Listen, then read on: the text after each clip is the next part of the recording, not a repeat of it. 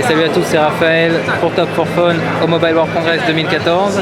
Alors là on est sur le stand de ZTE qui vient d'annoncer son ZTE Grand Memo 2. Alors qu'est-ce qu'on a? On a un processeur quad-core, il me semble que c'est un Qualcomm S400. On a donc en RAM, qu'est-ce qu'on a? En mémoire RAM il me semble, voilà c'est ça, on a 2 Go de RAM. En mémoire embarquée, on a 16 Go de mémoire interne. Par contre, il ne mentionne pas s'il est compatible avec une carte micro SD. On a à côté 2 emplacements, donc il est soit double SIM, soit il y a un emplacement micro SD. Je ne sais pas du tout, donc à voir lors du test.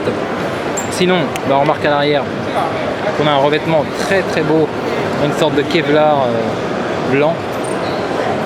Voilà, je sais pas si on voit bien à la caméra, voilà. On a une sorte de Kevlar blanc plutôt joli avec le haut-parleur.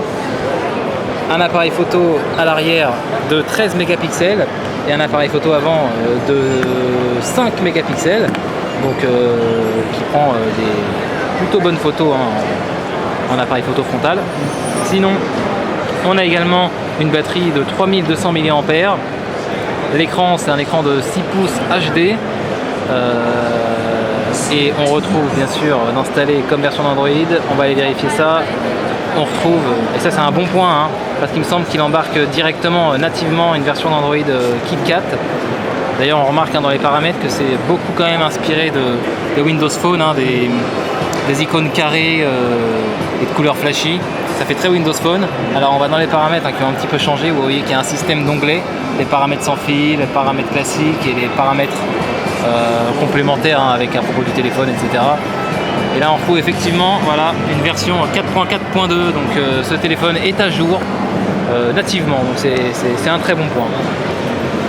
Alors pour ce qui est d'esthétique, on va regarder un petit peu.